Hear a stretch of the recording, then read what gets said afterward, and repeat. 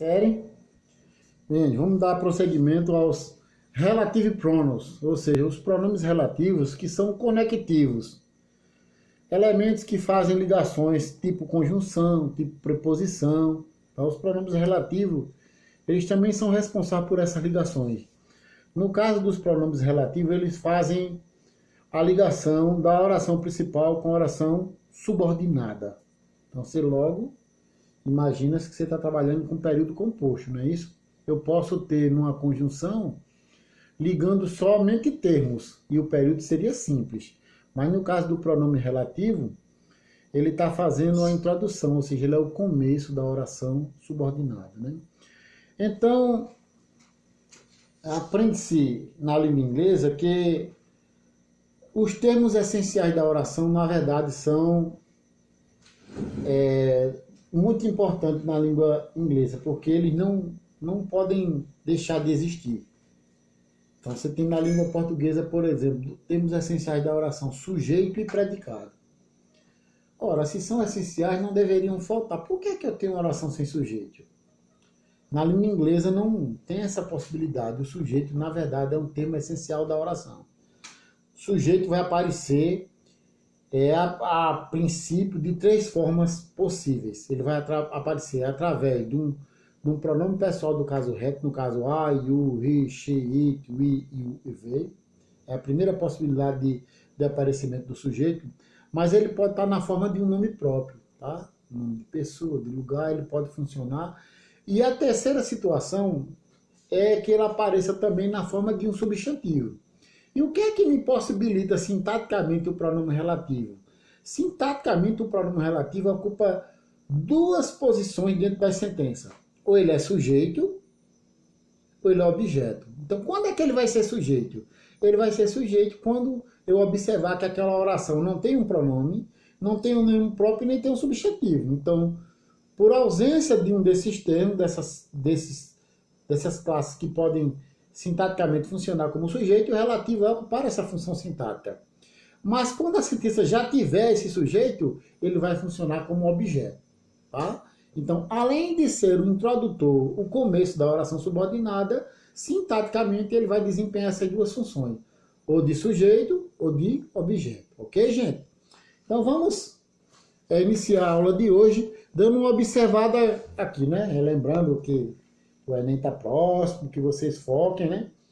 Nós vamos observar aqui aquele quadro que já postei na aula anterior, né? Só para situar aqui.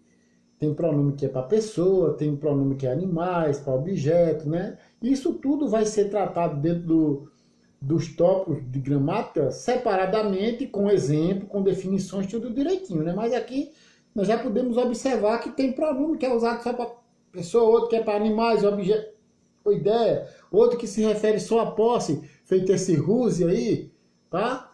Então, cada um deles a gente vai definir como é que funciona dentro das sentenças. Então, primeiramente, vamos tratar desses três aqui. Who, whom e that. Tá?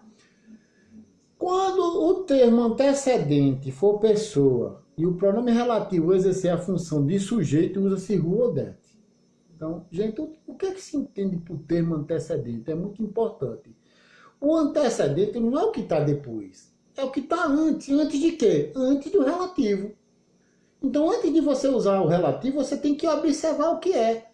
Então, se o termo que está antes do espaço que será ocupado pelo relativo é pessoa, você vai observar que pode usar essas duas situações, o ou that, tá?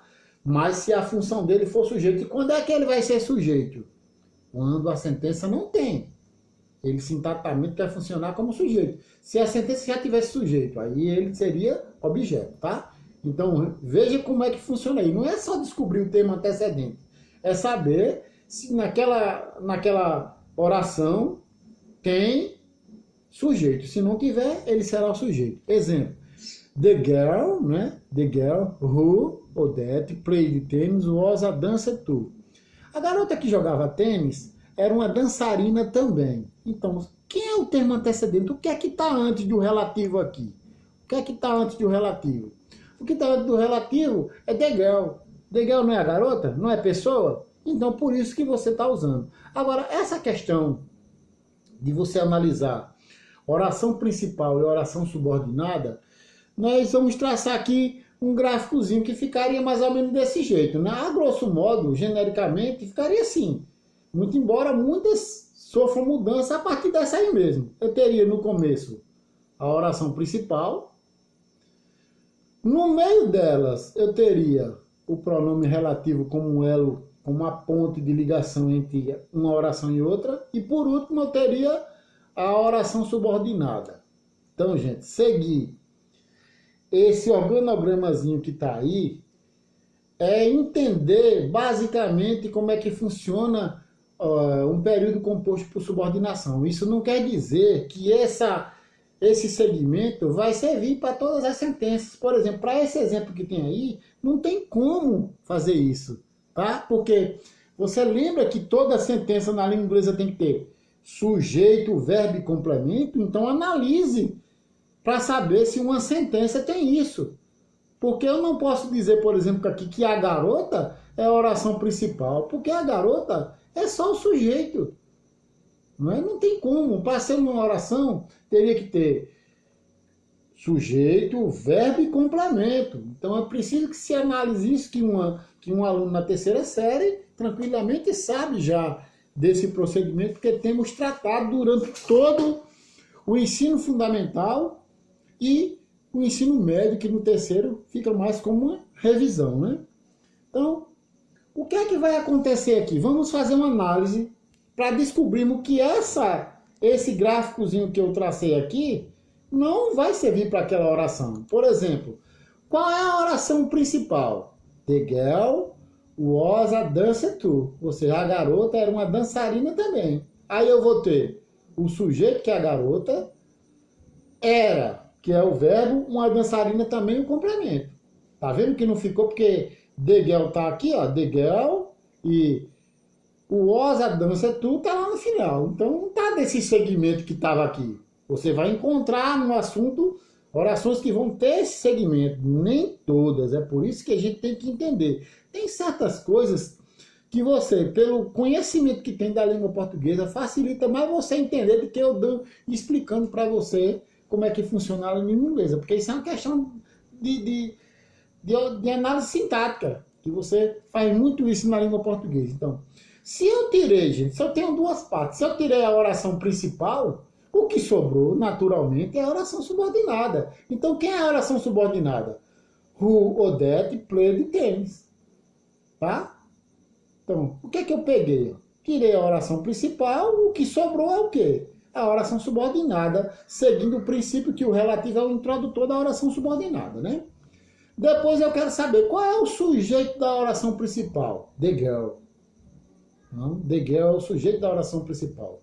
Qual é o sujeito da oração subordinada? Gente, nessa oração subordinada aqui, tem pronome pessoal do caso reto? Não tem.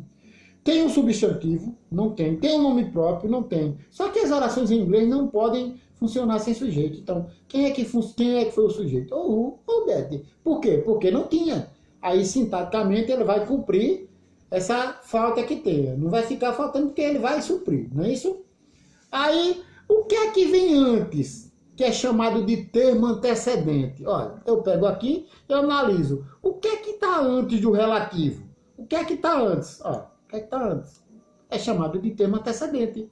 O que está antes é the girl. Então, the girl é o quê? É o termo antecedente. Agora, eu quero saber qual é a função que esse relativo exerceu dentro dessa sentença. Função sintática de quê? De sujeito. Por quê? Porque não tinha. Aí ele assumiu essa função, tá? Então, nós tivemos aqui uma situação quando o termo antecedente é pessoa e o relativo exerce a função de sujeito, que foi o who e o that. Agora, vamos ver quando o sujeito, quando o termo antecedente, aquilo que está antes do relativo, for pessoa, continua com pessoa, e o relativo exercer função de objeto, você vai ter três situações. Pode ser who, pode ser whom, ou pode ser that, ou pode ser a omissão, ou seja, nenhum deles. Se ficar sem colocar nenhum deles, nessa situação a frase continua certa. O que é que ocorre? É que a gente devia minimamente, gente, entender quais seria pelo menos uma palavra, uma observação dentro de cada classe de palavra. Então, é o relativo mais tradicional. Que? Não é assim? Que? Então, a maioria desse relativo, quando você trabalha ele como palavras interrogativas, pode dizer que who significa quem. Whom significa de quem. That é aquele... That, para você ter ideia, é um pronome demonstrativo para algo que está distante do emissor. Aquele, aquela, aquilo. Aqui está funcionando como pronome relativo. Ok? Então, quando você deixa de colocar o relativo, dá a ideia que na tradução está faltando uma palavra, está faltando esse que. Então, eu prefiro colocar. Mas se não tiver nessa situação, tá certo. Então, aqui eu tenho the girl, who, whom, that, ou nada, ou nenhum deles. I saw in the circles was a dancer. A garota que eu vi no circo era uma dançarina. E aí a gente começa a analisar como fizemos na outra, né? Aí, quem é a oração principal? The girl was a dancer. Ou seja, a garota era uma dançarina, veja bem. A garota, sujeito, was o verbo e a dança o complemento. Qual é a oração subordinada? O que sobrou, né? O que ficou de fora. Who, ou whom, ou that, ou nada. I saw in the circle. Isso é a oração subordinada. Qual é o sujeito da oração principal? The girl. Qual é o sujeito da oração subordinada? O who, o whom, o that, ou então o it, né? Então, eu coloquei isso aqui propositalmente para mostrar para vocês a diferença disso aqui, ó. Quem era o sujeito da oração subordinada? O who ou that. Mas vocês acham que nesse caso aqui, o sujeito da oração subordinada é who, whom ou that? Acham que sim? Se você analisar a oração subordinada, ela já tem sujeito, ó, ele aqui, ó. Ó. Então, nesse caso daqui, você não diz que o sujeito da oração subordinada é nenhum desses daqui, ó. Nenhum, ok? Nenhum desses vai funcionar. O sujeito da oração subordinada, nesse caso aqui, passa a ser o pronome I, ok? O sujeito da oração subordinada, no caso aqui, passa a ser o pronome I. Porque já tem ele aqui, ó. I saw in the circle. Ó. Aí o que é que vem antes? Ó, o que vem antes do relativo continua sendo, né? O que é que vem antes do relativo aqui? Você vê que antes do relativo é o quê? The girl, tá lá. Agora, qual é a função do relativo? A função sintética de quê? De objeto. Porque já tinha o sujeito na outra, não é assim? Bem, minha gente. Fiz a análise, mesmo que de forma rápida, de duas situações, porque daqui por diante eu não vou estar fazendo mais essas análises. Vocês vão observar como é, mas analisei uma situação de sujeito e uma situação de objeto, tá? Me envia o material. Já tivemos aí nessa semana um problema de alunos que não vão conseguir ficar com nota azul por falta de envio de material. Então aguarde esse material de vocês. Uma boa semana, conto com a participação de todos e até a próxima aula.